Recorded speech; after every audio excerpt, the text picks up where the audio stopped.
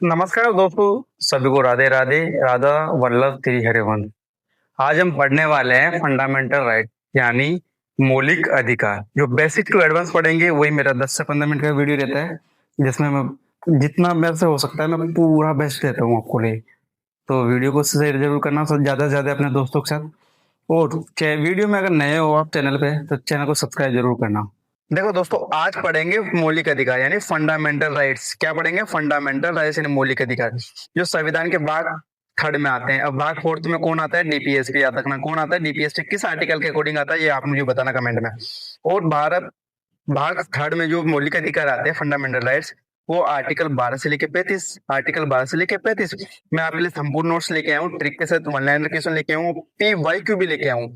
ठीक है, 6 मौलिक अधिकार है। कितने? 6 मौलिक अधिकार है, यानी 12 से लेके 35 मौलिक अधिकार है। कितने? 12 से लेके 35।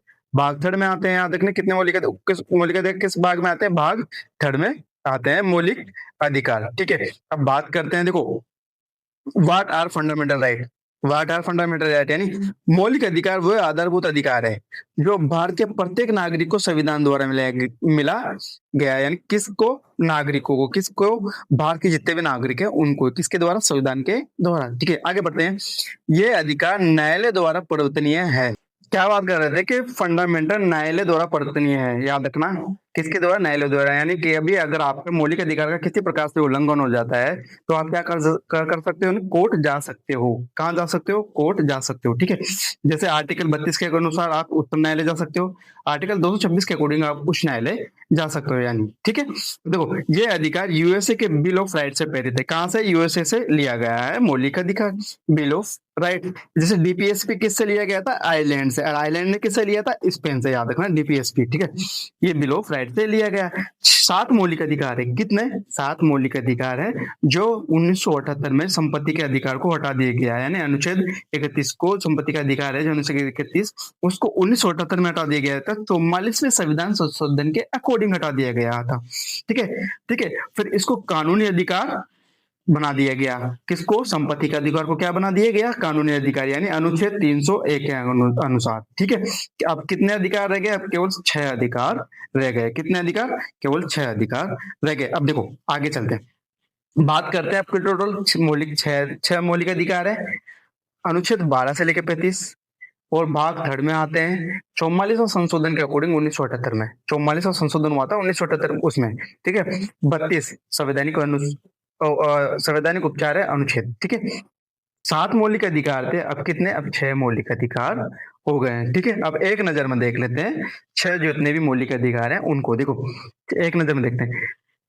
पहला है समानता का अधिकार। क्या है? समानता का अधिकार, अनुच्छेद 14 से 18। अनुच्छेद 14 से 18 यानी जो नागरिक को मिलते हैं। किसको? जो भारत में जितने भी नागरिक को उनको समानता का अधिकार मिलता है। साथ में जो विदेश के नागरिक हैं, यानी जो इंडिया में रह रहे हैं या भारत में रह रहे हैं, विदेश के नागरिक नागरिकता लेके उनको भी ये मिलता है, यानी समानता का अधिकार। लेकिन आर्टिकल 15 और 14 को छोड़कर, ये याद रखना, विदेशियों को आर्टिकल 15 और 14 को छोड़कर मिलता है। अब देखो स्वतंत्रता का अधिकार है सेकंड नंबर, जो 1900 मतलब आर्टिकल 19 और 22, 19 से लेके 22 तक, यानी मुख्यतः किसको? सिर्फ भारतीय नागरिक को मिलता है स्वतंत्रता का अधिकार।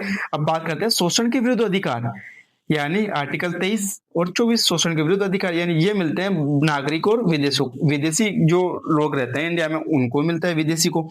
ठीक है, चौथा है धार्मिक स्वतंत्रता का अधिकार। ठीक है, आर्टिकल 25 से 28। आर्टिकल 25 से 28 यानी नागरिक और विदेशी की जो लोग रहते हैं इंडिया में उनको मिलता है। पांचवा है संस्कृति और शिक्षा का अधिकार। किसको? संस्कृति और शिक्षा का अधिकार, आर्टिकल 29 और 30 में आता है संस्कृति और शिक्षा का अधिकार, यानी अल्पसंख्यक जो वर्ग के जो लोग हैं ना उनको मिलता है संस्कृति और शिक्षा का अधिकार, यानी पांचवा जो अधिकार है। ठीक है, अब देखो लास्ट है छठा अधिकार, संवैधानिक उपचार का अधिकार। छठा अधिकार कौन सा है? संवैधानिक उपचार का अधिकार, यानी आर्टिकल 32 और से लेके 35, यानी ये क्या करते हैं? नागरिक जो भारत के नागरिक और विदेशी नागरिक उनको मिलता है। याद रखना सबसे ज्यादा क्वेश्चन पूछे जाते हैं जो विदेशी के नागरिक को कौन कौन से आर्टिकल के अंदर अकॉर्डिंग आते हैं और भारत के नागरिक को कौन कौन सा अधिकार किस आर्टिकल के अकॉर्डिंग मिलता है। याद रखना। ठीक है, अब देखो बात करते हैं जो प्रीलिम्स है ना, यूपीएससी प्रीलिम्स, उसमें काफी बार इस टॉपिक से क्वेश्चन पूछा जाता है, आर्टिकल 12 और 13 से। याद रखना। ठीक है, आर्टिकल 12 की बात करें तो राज्य की परिभाषा, यानी भारत सरकार प्लस संसद, राज्य सरकार प्लस विधानसभा, विधानमंडल सॉरी, सभी स्थानीय निकाय या अन्य प्राधिकरण आदि मौलिक अधिकार केवल राज्य की कार्रवाई के विरुद्ध प्राप्त होते हैं। किसके? राज्य की कार्रवाई के विरुद्ध प्राप्त होते हैं, कुल कुछ अपवाद छोड़कर।